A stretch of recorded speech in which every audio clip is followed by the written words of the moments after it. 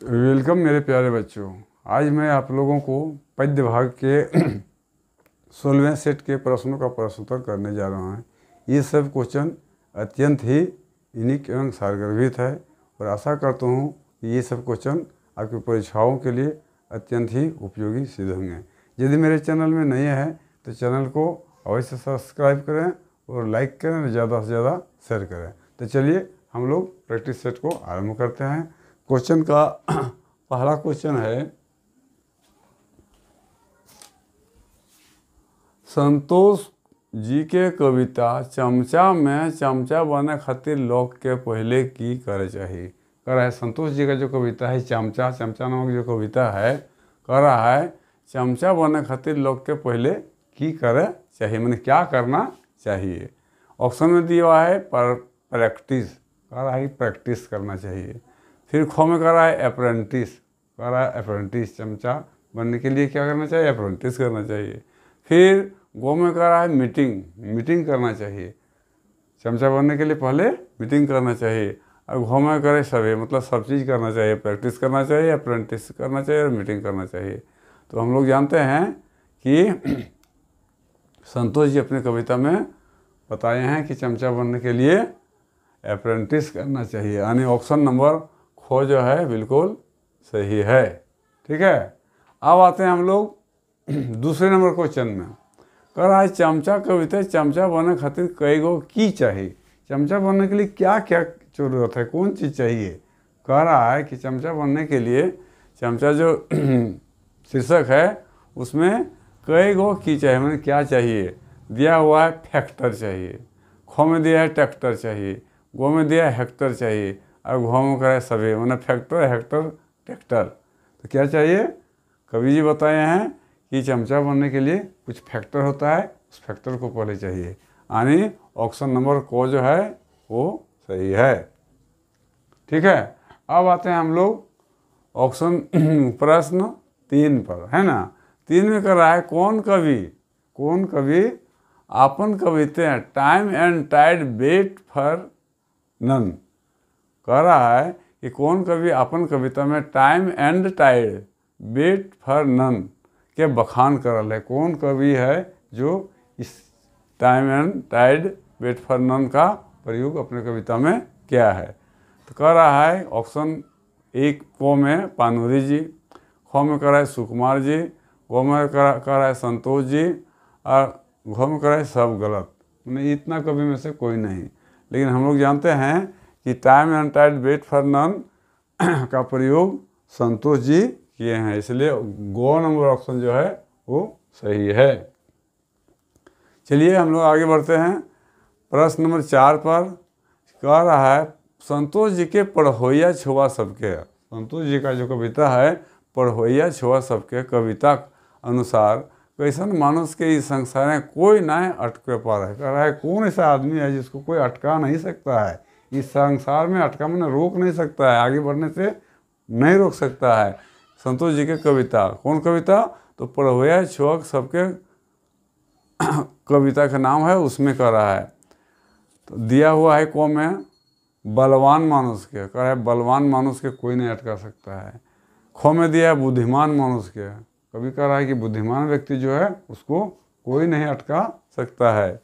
फिर कह रहा है गो में फुर्तीला मानुष के, जिस मनुष्य में फुर्ती है उसको कोई नहीं अटका सकता है।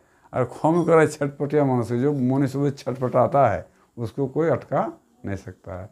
तो हम लोग जानते हैं कि कौन मनुष्य को इस दुनिया में कोई पिछवाड़ नहीं कर सकता है, नहीं मैंने अटका नहीं सकता है, तो बुद्धिमान मनुष्य को कोई भी अटका नहीं सकता है। बुद्धि सबसे बड़ा चीज़ है इस संसार में, सबसे बड़ा चीज़ क्या है, बुद्धि। बुद्धि से बढ़ के कुछ नहीं। ऑप्शन नंबर खो है बिल्कुल सही है।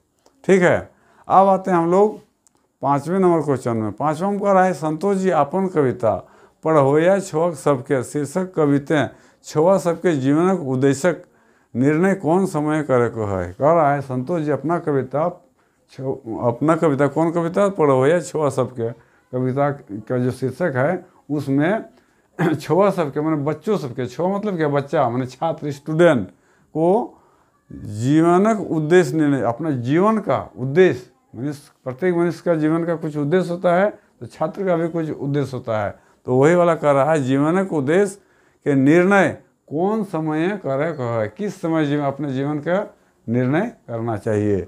दिया हुआ है पढ़ाई करल बाद, कह रहा है पढ़ाई करने के बाद अपने जीवन का निर्णय करना चाहिए। खो में कह रहा है पढ़ाई करे समय, जिस समय पढ़ाई कर रहा है उसी समय बच्चों को निर्णय करना चाहिए, अपनी ज़िंदगी का निर्णय करना चाहिए। फिर कह रहा है कि पढ़ाई पहले, पढ़ाई करने के पहले ही निर्णय करने के लिए कह रहा है। फिर कहता है सब गलत, ये तीनों बात गलत है।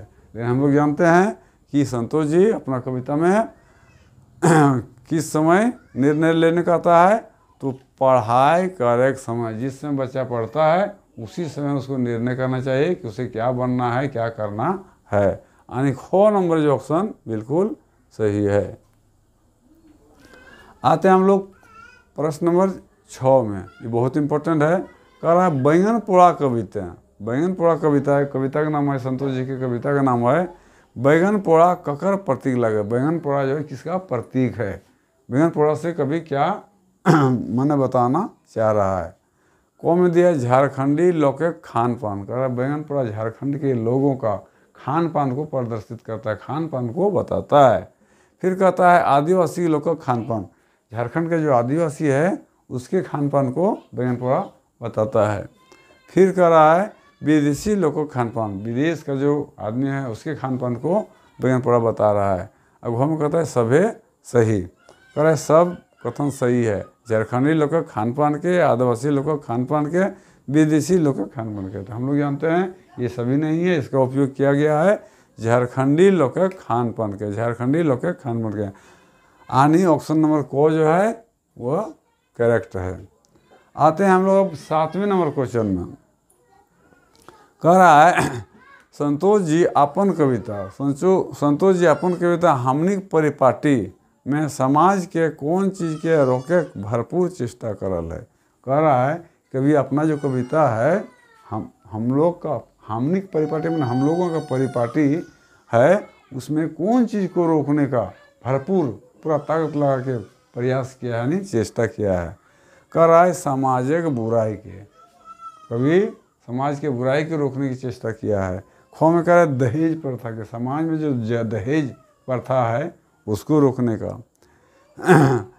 गौ में कह रहा है चोरी डकैती की, चोरी डकैती को रोकने का प्रयास किया है। और घाव में कह रहा है लड़ाई की, जो गाँव समाज में लड़ाई होता है उसको रोकने का प्रयास किया है। तो हम लोग जानते हैं संतोष जी अपनी कविता हमनी परिपाटी में दहेज प्रथा यानी खो नंबर ऑप्शन वो सही है, दहेज प्रथा को रोकने का भरपूर प्रयास किया है। क्योंकि दहेज प्रथा से लड़की के बाप का घर उजड़ जाता है, लड़की का बाप दिन रात परेशानी में पड़े रहता है, उसके लिए ये बहुत बड़ा तकलीफ़ की बात है, इसलिए दहेज प्रथा को रोकने की कोशिश किया है। अब आते हैं हम लोग क्वेश्चन नंबर 8 में, ये भी इम्पोर्टेंट है। कह रहा धधाइल मूसा, कह रहा है धधाइल मूसा कविता लौवा ककर प्रतीक लगे।